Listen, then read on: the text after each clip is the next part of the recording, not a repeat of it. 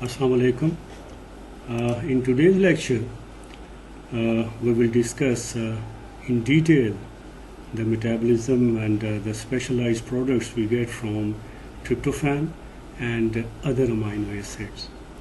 This will be probably the last lecture related with the metabolism of individual amino acids, and at the end of today's lecture, we will discuss I'm sure in 3 lectures about all the clinical conditions or diseases which are related with the protein metabolism. Now, starting with the tryptophan. Tryptophan, this is the structure of tryptophan. It is an aromatic amino acid. It contains an indole ring. This is indole ring. This is 5-membered imidazole ring. It is joined with the 6-membered benzene ring, so it is called indole ring. Tryptophan is glucogenic as well as ketogenic amino acid. It is precursor for the synthesis of NAD, NADP, serotonin and melatonin. Tryptophan is metabolized into 3 possible ways, depending upon which enzyme is going to hit the tryptophan. So if tryptophan is acted upon by tryptophan pyrrolase, it adopts the kynurenine pathway. And if tryptophan hydroxylase acts on tryptophan, that leads to the formation of serotonin, and serotonin ultimately is converted into melatonin. So this is serotonin pathway when it is acted upon by tryptophan hydroxylase. And when in the degradation pathway, the tryptophan is acted upon by decarboxylase enzyme, and tryptophan is degraded to indole acetate, and indole acetate is finally excreted in urine. This is the slide showing the functions and the synthesis of different products we get from tryptophan. Tryptophan, as is true for other amino acids, it is incorporated for the synthesis of protein. That is the common function of all the amino acids. And as the tryptophan is glucogenic as well as ketogenic, so it is going to form glucose or the synthesis of fat. And when tryptophan is degraded, it is converted into indole acetic acid and excreted in urine. While on the other hand, during its metabolism, we are getting coenzymes NAD and NADP. And in its metabolism, we also get serotonin, and from serotonin, it leads to 2 pathways. Either serotonin is converted into melatonin, or it is converted into hydroxyindole acetate to be excreted in urine. Now first we discuss kynurenine pathway when tryptophan is acted upon by tryptophan pyrrolase enzyme. The function of tryptophan pyrrolase is to break the ring structure of tryptophan. This kynurenine pathway mostly occurs in liver, leading to oxidation of tryptophan and synthesis of NAD and NADP. This tryptophan pyrrolase is a metalloprotein containing an iron porphyrin ring. It is a substrate inducible enzyme and is controlled by the feedback regulation of NADPH and other niacin derivatives. So tryptophan pyrrolase cleaves the 5-membered ring of the indole nucleus from here. This ring is broken by the activity of this enzyme, and what we get is N-formyl kynurenine. N-formyl kynurenine. I make a correction in the textbook of Satya Narayan. In its structure, it is written carbon here, but instead of carbon, it should be nitrogen. So N-formyl kynurenine is formed by the activity of tryptophan pyrrolase enzyme, and this formyl kynurenine, when it is acted upon by formanidase enzyme, it is converted into kynurenine. Kynurenine because it is also called because of the reason that kynurenine is produced, synthesized in the metabolic pathway of tryptophan. So that is why it is called kynurenine pathway. Now kynurenine, which is formed, is acted upon by kynurenine hydroxylase enzyme to synthesize 3-hydroxykynurenine. So 3-hydroxykynurenine, either it is converted into this compound, or it is being acted upon by kynureninase to be converted into this 3-hydroxyanthranilate with the release of alanine, which is ultimately converted into glucose. That is why it is glucogenic property. So 3-hydroxyanthranilate is acted upon by oxidase enzyme to be converted into 2-amino-3-carboxy muconate semialdehyde. 2-amino at the carbon number 2, this amino group is attached. At the carbon number 3, carboxy group is attached. So the compound is 2-amino-3-carboxy muconate semialdehyde. Now this compound, this 3-hydroxyanthranilate, is cleaved by an oxidase iron dependent to form unstable intermediate 2-amino-3-carboxy muconate semialdehyde. This is very unstable compound formed from 3-hydroxyanthranilate. It adopts 3 routes, 3 fates. Either it is converted into picolinate, or spontaneously by the removal of water, this pathway leads to formation of NAD and NADP. And when the process of decarboxylation is there, this leads to the formation of acetyl-CoA. That is why here it has got the ketogenic property.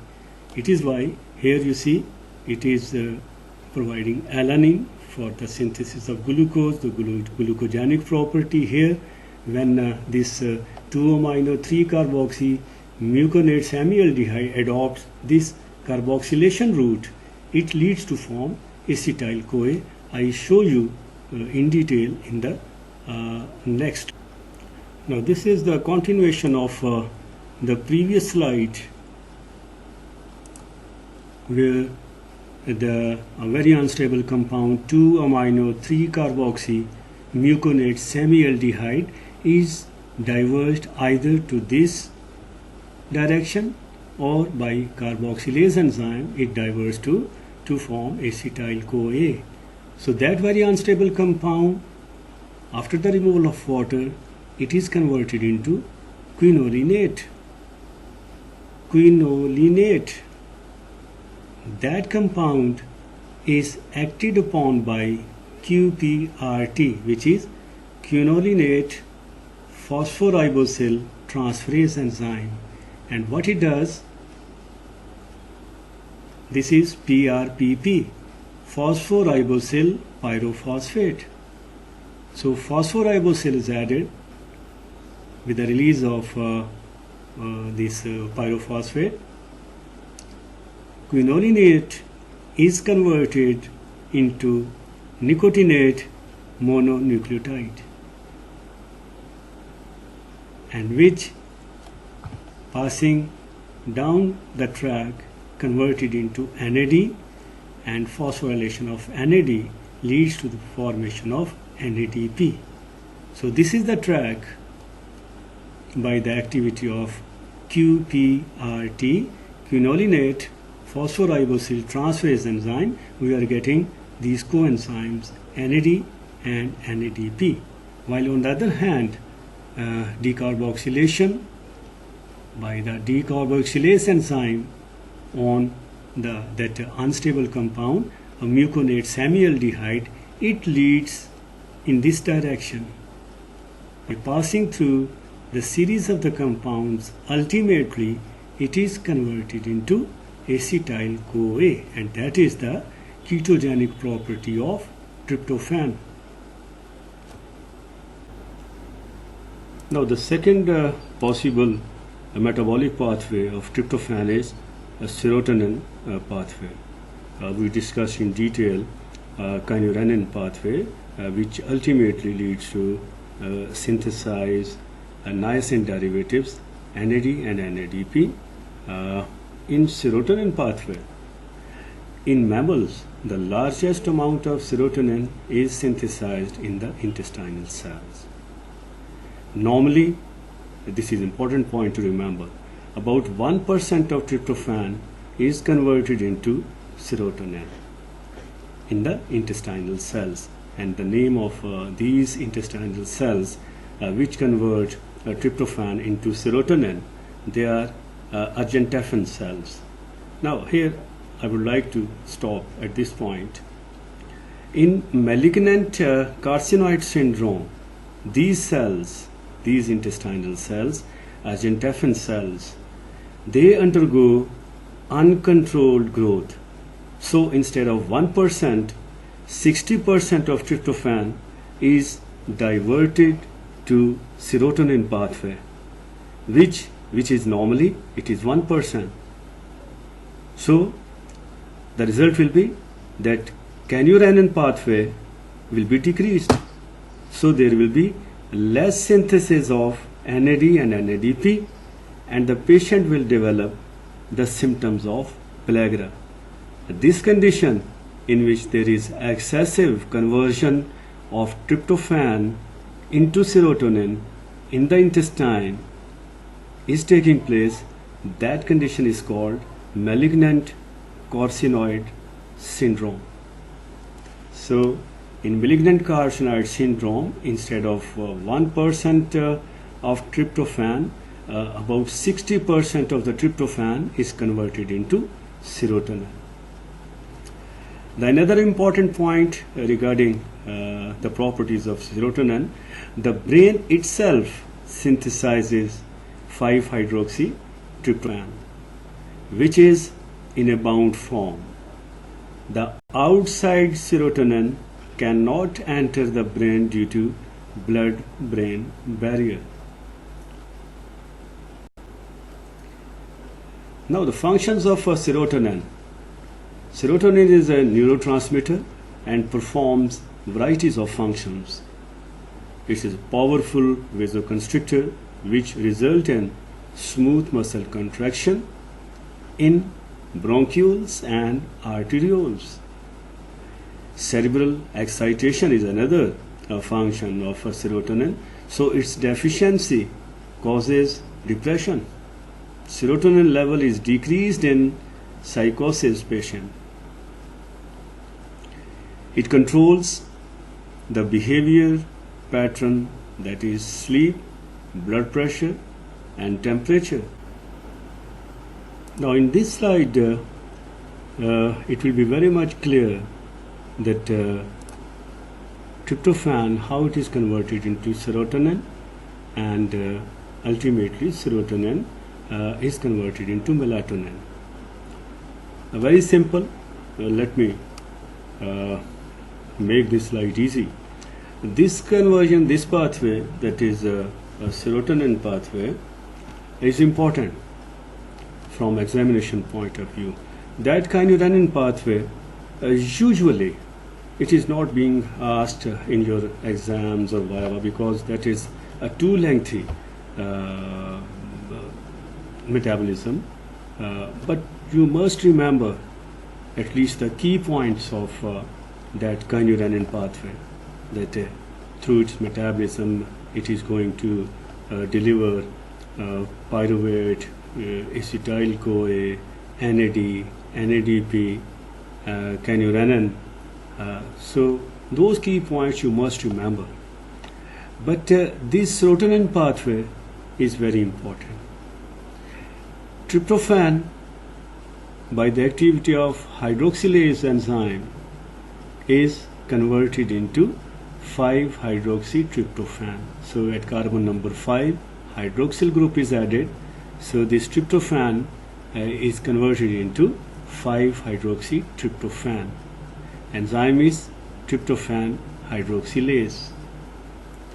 Now this hydroxytryptophan, if you remove this carboxylic group in the form of CO2 by the activity of decarboxylase enzyme in the presence of vitamin B6 pyridoxal phosphate, 5-hydroxytryptophan will be converted into serotonin. So it is just a two-step process by which tryptophan is converted into serotonin by the activity of hydroxylase and decarboxylase. So we get serotonin. Now this serotonin has got two fates. Either it is converted by the activity of monoamine oxidase enzyme, where ammonia is set free, amino group is set free from serotonin, and it is converted into 5-hydroxyindole acetate, and which is a waste, it is excreted in urine. This is one fate of serotonin.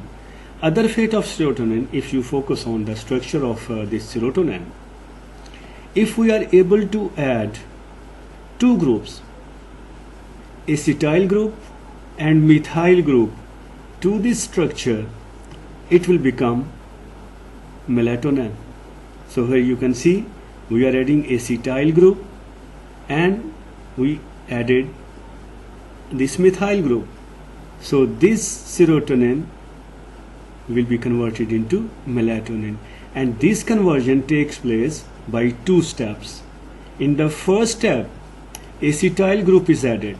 You see here the acetyl group, which is CH3CO group, which is being donated by acetyl-CoA, and the enzyme is acetylase, serotonin acetylase. So in the presence of this enzyme, acetyl group is added to serotonin. Here you can see, and what we get is acetyl serotonin. So this is acetyl serotonin. Now in acetyl serotonin, if we add this methyl group, it will become melatonin, and it is the activity of methyl transferase enzyme. What methyl transferase enzyme does? Methyl group is donated by, as usual, methyl group donors in our body.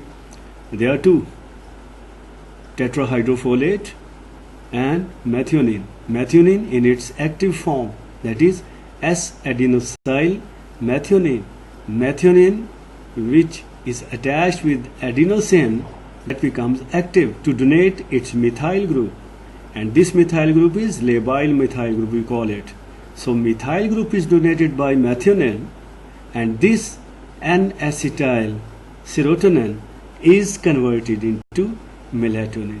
So this is the whole pathway which we call a serotonin pathway. This is important.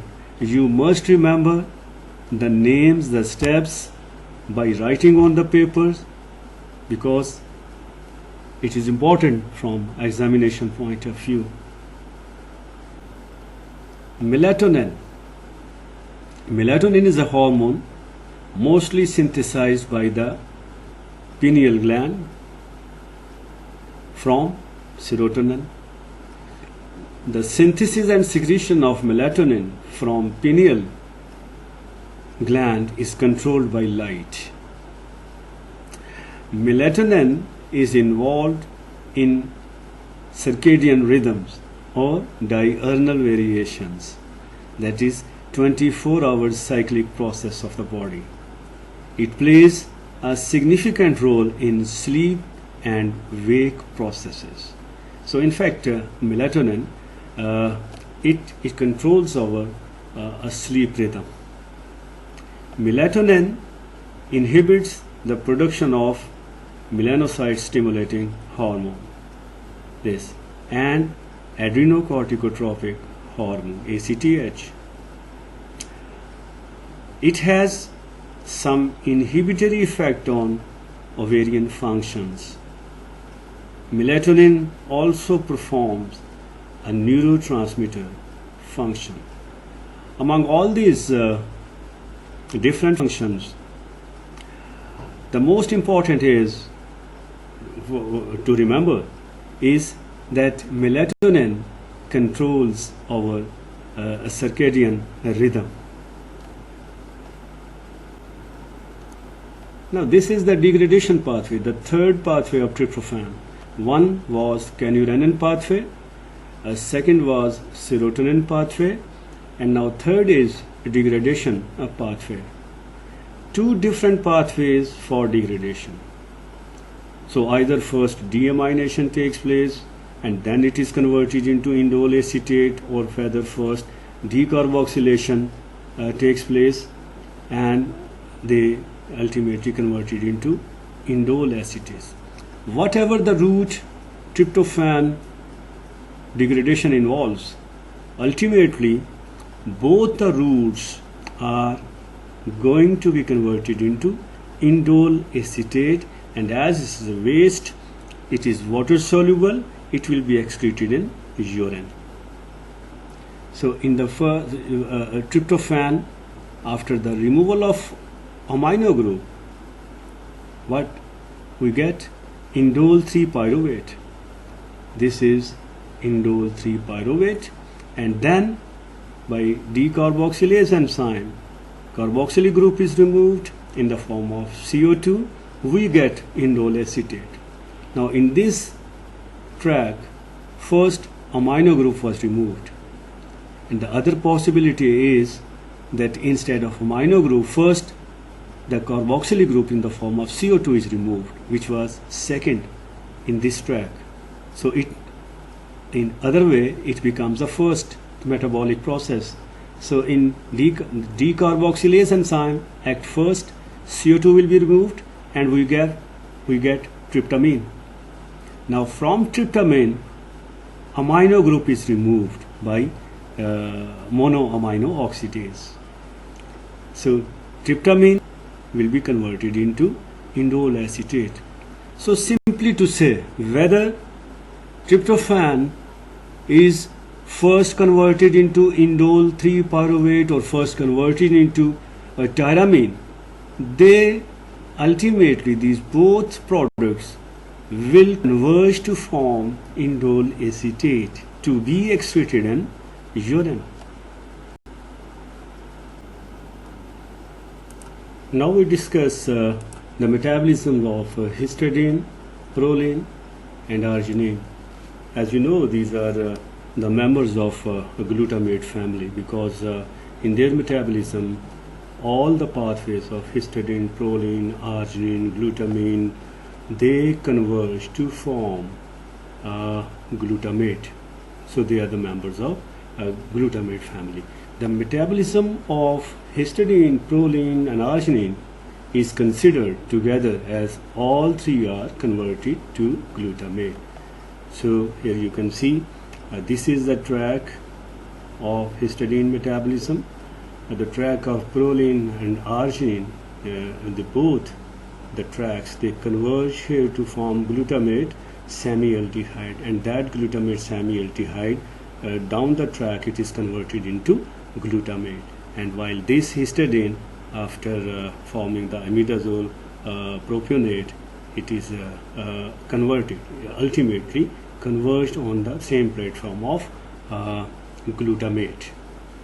So here you can see histidine is first acted upon by histidase enzyme, is converted into a urocanic acid, uroconate, and then into imidazole propionate. I will show the further track in the next slide. Similarly, proline, just it is converted into pyrroline carboxylate, and non-enzymatically it is converted into glutamate 5 semi-aldehyde. While arginine, it was cleaved by arginase enzyme to be converted into two compounds, urea and ornithine. So arginine is first converted into ornithine, and then arginine, by the activity of aminotransferase enzyme, here you can see that this amino group is removed, and what we get is glutamate semi-aldehyde. And in this reaction, as this is activity of aminotransferase, the acceptor of amino group is alpha ketoglutarate, which is converted into a glutamate. So here in this slide, it is clear that these two proline arginine, they converge to form glutamate semi-aldehyde, and here is converted histidine is converted into imidazole propionate. Next, you see here glutamate semi-aldehyde, it is converted into a glutamate by a dehydrogenase enzyme. So glutamate, this is the ultimate platform of all these three amino acids, arginine, proline and histidine. Plus we can also get glutamate from the activity of glutaminase enzyme on glutamine. So if you remove the amino group from the glutamine, which is you can recall this is amide of glutamate. So if you remove the amino group, it will become glutamate. And in the final step, glutamate, after releasing its amino group, it is converted into alpha ketoglutarate. So this is how these amino acids, they are metabolized in our body. The important clinical points here to discuss is related with the histidine metabolism. Histidine metabolism, here it forms formiminoglutamate. Formiminoglutamate is a one carbon donor in the form of formimino, and the acceptor is tetrahydrofolate. So tetrahydrofolate is essential, its presence is essential so that formiminoglutamate is converted into glutamate. So it is very much logical that if tetrahydrofolate is deficient, what will happen? The concentration of this compound, formiminoglutamate, which we also abbreviate as FIGLU, F-I-G-L-U, its level in the blood will rise, and as it is water soluble, it will be excreted in urine. So excessive excretion of FIGLU or formiminoglutamate in the urine reflects in fact that there is a deficiency of folic acid. So FIGLU test is that we call FIGLU test, in fact is performed to assess the status of the level of folate in our body. So formiminoglutamate, after it donates this formimino group, one carbon compound, formimino is donated to tetrahydrofolate, which is converted into a formimino tetrahydrofolate, and the enzyme is transferase, and this is converted into glutamate. This is how the different amino acids or amide, glutamine, the members of glutamate family, they ultimately metabolize to converge on one platform to form glutamate. The metabolism of histidine is important for the generation of one carbon unit named formiminoglutamate. This is FIGLU, formiminoglutamate. Now another function, very important function of arginine, besides its formation of ornithine, which is converted into first glutamate, semi-aldehyde, and then glutamate. So another function, important function, is absolute essential for the production of nitric oxide. How we get that? Arginine, when it is acted upon by nitric oxide synthase enzyme, it itself is converted into citrulline, and when oxygen is incorporated, and it is released in this reaction in the form of nitric oxide. Nitric oxide is a wonderful molecule with a wide range of functions. I'll let you know in another slide. It has a very short half-life, remember, just 5 seconds. Now, other functions of nitric oxide, its role as a therapeutic drug, nitroglycerin. You have seen a certain cardiac patients which have an attack of angina. They usually put a tablet under the tongue sublingually. That is nitroglycerin. What it does? It causes vasodilation of the coronary blood vessels. So the attack of angina, which is due to the spasm or vasoconstrictions, less supply of oxygen to the cardiac muscles, the use of this drug, use of in fact nitric oxide in the form of this drug, will cause coronary vasodilation, and the person is temporarily relieved. So nitric oxide, it acts as a vasodilator and causes relaxation of the smooth muscles. It is a key molecule in lowering the blood pressure and regulating the blood flow, inhibitor of platelet aggregation and adhesions. It functions as a messenger molecule of the nervous system. It's a neurotransmitter. Now here you see the metabolism related with the glutamate and glutamine. Glutamine is amide of glutamate. The different functions of glutamate, as far as it is essential for the translation of protein, which is the common to all amino acid. It is the source of ammonia, amino group, we can get it from here. It is glucose form, glucogenic amino acid.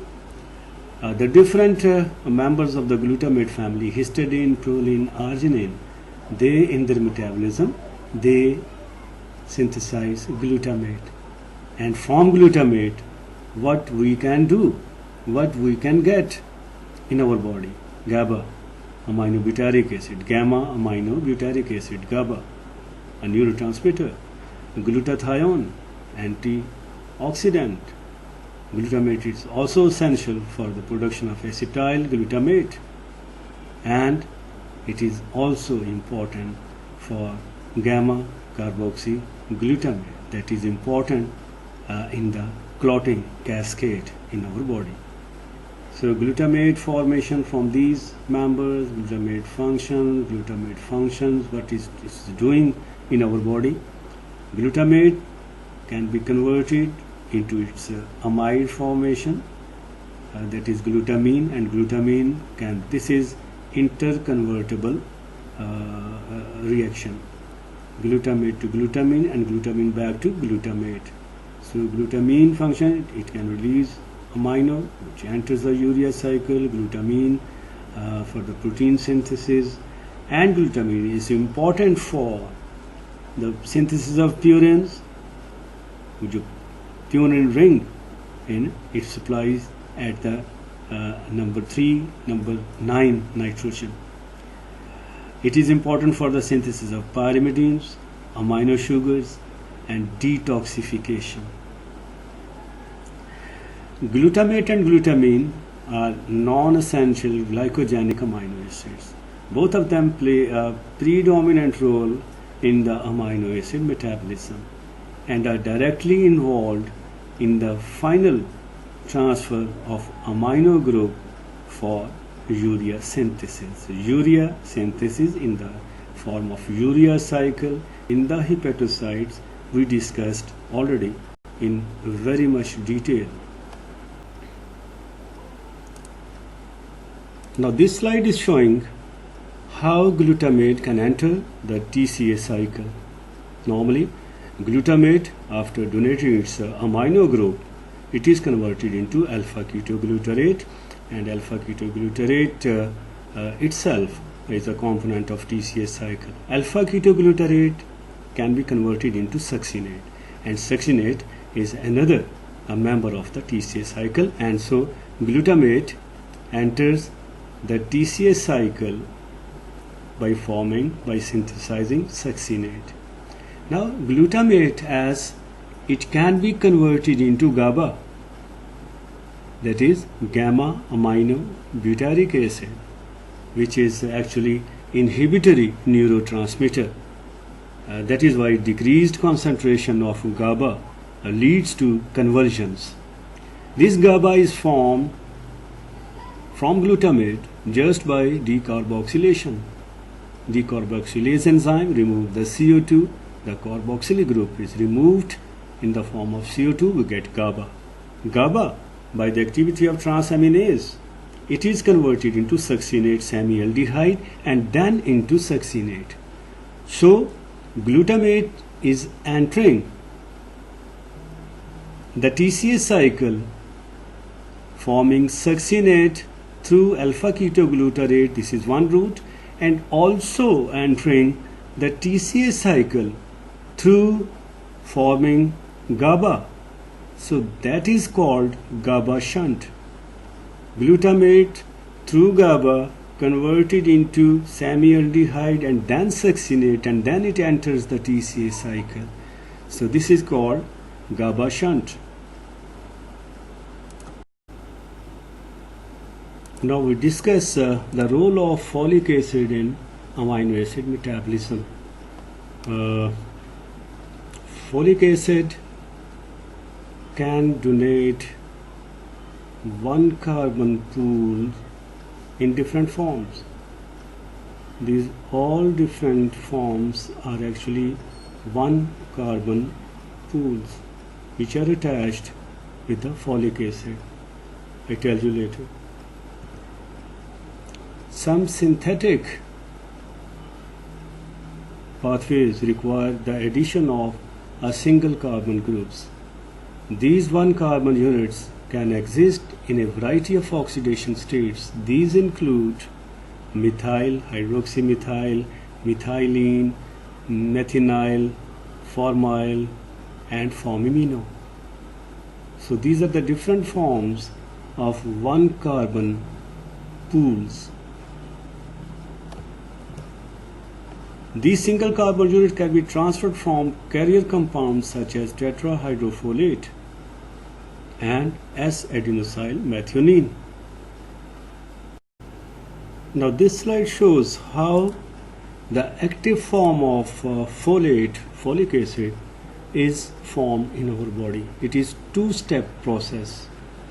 You see, the active form of folic acid, tetrahydrofolate or tetrahydrofolic acid THF, is produced from folate by dihydrofolate reductase enzyme in a two-step process. So in the first step, what we get by the activity of reductase enzyme, dihydrofolate reductase, two reducing equivalents are donated by NADPH, and you see here folate is converted into dihydrofolate in the very first step. In the second step, by the activity of same enzyme, same coenzyme, another two hydrogens are attached. So dihydrofolate is converted into tetrahydrofolate, which is the active form of folate. The carbon unit carried by THF is bound to nitrogen N5 here or at both. The carbon unit, which I showed you the detailed list in the previous slide, the carbon unit carried by THF is bound to nitrogen N5 or N10 or both to N5 and N10. THF allows one carbon compounds to be recognized and manipulated by the biosynthetic enzyme. So after these enzymes they manipulate, they enforce tetrahydrofolate to donate their 1-carbon compound. Now here in this slide you see the different forms of tetrahydrofolate which are having the 1-carbon compounds in different forms. So this is the active form of tetrahydrofolate.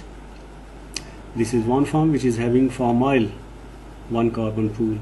So here you can see this is attached, this formyl group is attached at N10, nitrogen number 10.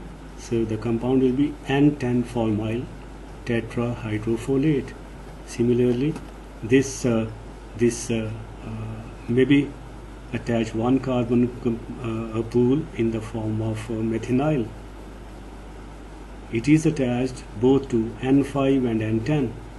So every 1-carbon compound can attach to N5 or N10 or both. So here you see this group is 1-carbon pool is attached with N5 as well as N10 with a double bond. So this is methinyl tetrahydrofolate, and the full name of will be N5N10. That simplify that this group is attached at number 5 and N number 10. So the name of the compound will be N5N10 methinyl tetrahydrofolate. N5N10 methinyl tetrahydrofolate can be converted into this form. The double bond is removed and it becomes a methylene. So again, as this 1-carbon compound is attached with N5 and N10, the name of the compound will be N5N10 methylene tetrahydrofolate. Now this N5N10 methylene tetrahydrofolate can be converted into N5-methyl tetrahydrofolate.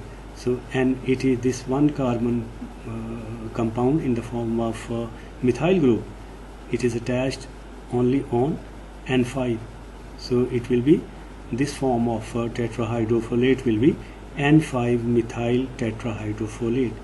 And if you recall, it donates its methyl group. When we discussed the metabolism of methionine, it is in its metabolism is converted into homocysteine, and homocysteine can be converted back into methionine, if you can recall, only when it receives methyl group from this form N5-methyl tetrahydrofolate. It is converted into tetrahydrofolate, and this homocysteine is converted into methionine. So these are the different forms of tetrahydrofolate, and you must remember the positions of the 1-carbon pools where they are attached on the tetrahydrofolate, that is N5 and N10, or they are attached to both these atoms.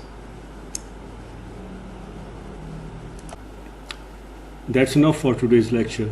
Thank you very much. We'll start our next lecture with the diseases or clinical disorders related with the protein metabolism. Thank you very much. Stay safe, stay blessed.